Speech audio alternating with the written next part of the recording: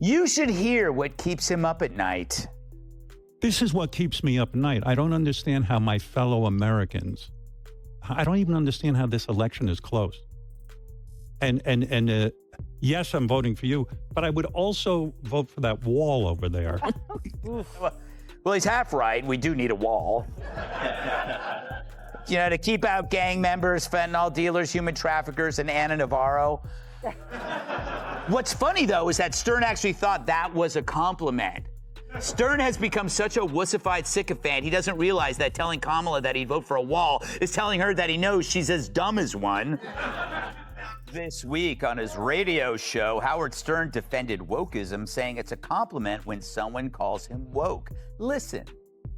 If woke means I can't get behind Trump, which is what I think it means, or that I support people who want to be transgender, or I'm for the vaccine, dude, call me woke as you want. I'm not for stupidity, but I am woke, motherfucker, and I love it. Oh dear, he swore. He swore that'll win over the woke. What happens when the most dangerous man in media becomes a shadow of his former self? For decades, Howard Stern wasn't just a radio host. He was a cultural earthquake, the undisputed king of all media who built an empire on smashing taboos and terrifying the establishment. He was the raw, raging fire of unapologetic humor, a force of nature that parents warned their children about. But the Stern of today is a different man, a polished, sanitized figure that many of his old fans no longer recognize, leaving them to ask one haunting question: what in the world happened? The once fierce lion of radio now sounds more like a timid lap cat sipping lukewarm tea in a cashmere robe. This dramatic shift didn't go unnoticed, and one prominent critic has unleashed a savage takedown that exposes the shocking new reality behind the microphone. But Stern being holed up in his house that long, it explains a lot of things, like how you forget how other people live, especially in hard times like a pandemic. For the longest time, 2 years in fact, the same time Stern's been AWOL, I wondered where he went. Not physically, but mentally. I bet you did too.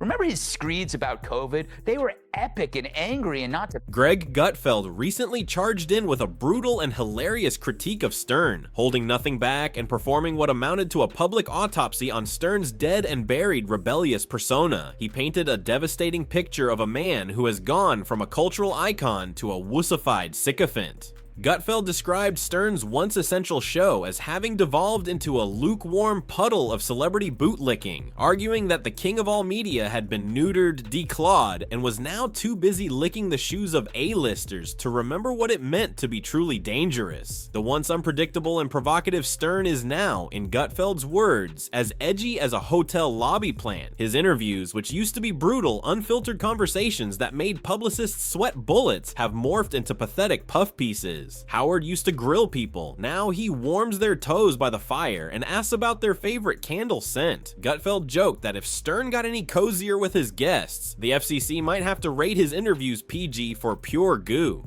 Now remember, Stern used to throw bologna slices at strippers' butts. With accuracy, I might add. Now he's worried the possible leader of the free world can't handle his verbal foot rub. I wonder if he used to get this nervous for the strippers before he'd spank them on their bare asses with a dead fish. Here's my theory. Wokeism is a contagion. Stern got it from Jimmy Kimmel, his new best friend, and Kimmel got it from his wife, and his wife got it from where you get all infections, a toilet seat. Kat, I find that his definition of wokeism is very simplistic. I mean, it's like, it's not about COVID jab. But how does the man at the center of this storm see himself? In a moment that stunned his old followers, Stern defiantly defended his new persona, proudly declaring himself woke.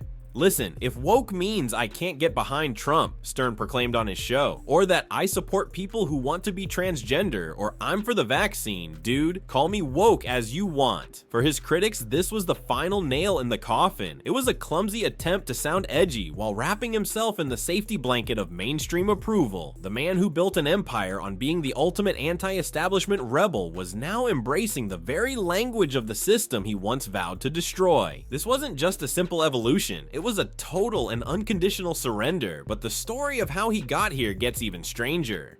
When are we going to stop putting up with the idiots in this country and just say, it's mandatory to get vaccinated? Fuck them, fuck their freedom. I want my freedom to live. Man, this guy makes Anthony Fauci sound like a Canadian trucker. But, maybe you should follow his next vaccine with a shot of Valium. But it's weird. He went from ridiculing the man to becoming him. No longer embracing rebellion, he French kisses regulation. He went from mocking a radio executive who was a rigid by-the-book a-hole that he named Pig Vomit to being Pig Vomit himself. He went from Howard Stern. Howard went from getting people to fart songs out of their butt to commiserating with the super wealthy about the evils of Trump, who was a guest on Howard's show many times. But I get it now. He's got new friends and they bring new views. It's celebrity peer pressure. But the fact that he hasn't left his house in 2 years means that his views are BS. He was in a happy self-imposed lockdown with everything. Mansion on the beach, limitless options for food and entertainment. That's not real life. That's a 2-year all-inclusive vacation at Sandals Royal Barbados. Many insiders and critics speculate that his radical transformation was heavily influenced by his new best friend, late-night host Jimmy Kimmel. A fascinating and cynical theory, dubbed blackface reparations, points out a very strange pattern among a certain crop of modern comics. A surprising number of them, including Stern, Kimmel, Sarah Silverman, and Joy Behar, who all once controversially used blackface in their acts, have now become the most aggressive and vocal proponents of woke culture. Observers suggest this is no coincidence. They argue it's a calculated form of performance penance, a strategic rebranding designed to publicly atone for their past sins, and, more importantly, to purchase a get-out-of-cancel culture jail-free card. It's not seen as a genuine change of heart, but as a survival tactic in a world that would otherwise have them for breakfast. It is incredibly brave to take this stance after you've made $300, $400 million not being woke. Right? Loving Donald Trump, exploiting the mentally ill, wearing blackface. Look at the crop of woke comics, whether it's Stern or Jimmy Kimmel, his BFF, Sarah Silverman, Joy Behar, Michael Ian Black. What do they all have in common? They wore blackface. And then they went woke. It's not a chicken or egg thing there. You know what order it came. So I call this BFR. It's blackface reparations. There's nothing in Stern's previous career that could withstand this modern witch hunt.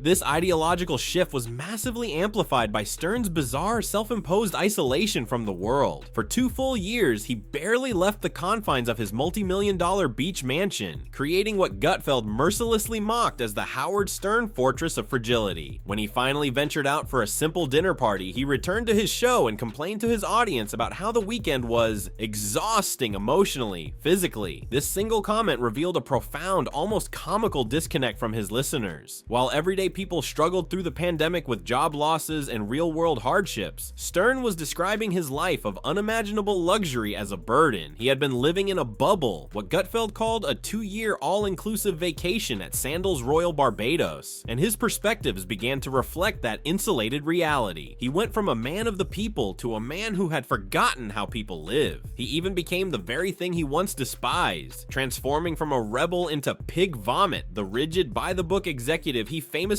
tormented in his movie. The dinner isn't the story. It's what Howard said later on his radio show. Quote, "I really had an exhausting weekend. Emotionally, physically. For the first time in 2 years, I ventured out of the house." Now, maybe he's exaggerating.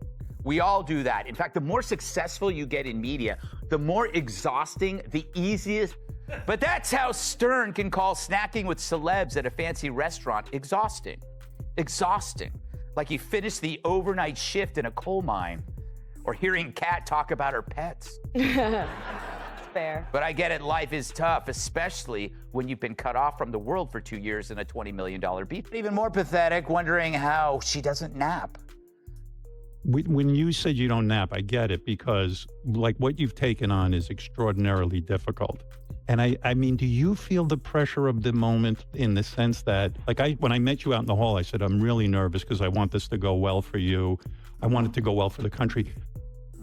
Hold on. I need a minute.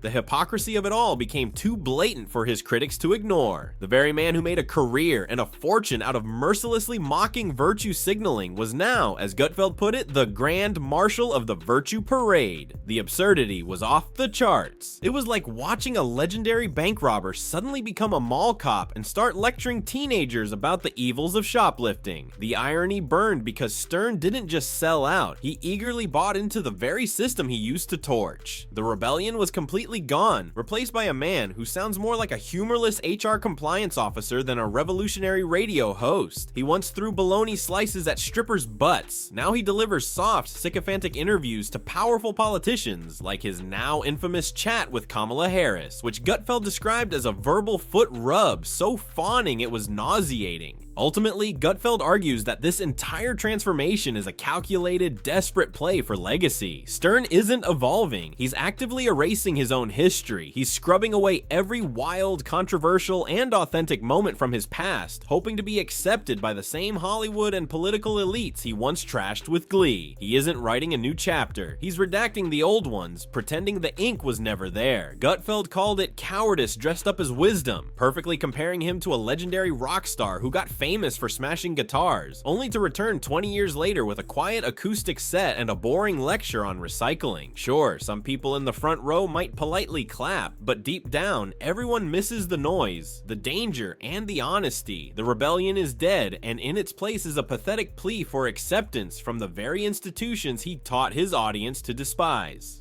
So who was Howard Stern, really? Was he ever the fearless, authentic truth teller he claimed to be? Or was he always just a masterful opportunist who knew exactly how to read a room and shock his way to fame and fortune? Perhaps his final and most truly shocking act wasn't a stunt or something outrageous he said on the air. It was the quiet, predictable moment the king of all media willingly became the court jester for the establishment, trading his crown for a pat on the head. He became safe, he became polished, and worst of all, for a man who thrived on being the curveball no one could catch, he became predictable. And in the world of shock radio, predictability is the one sin that can never be forgiven.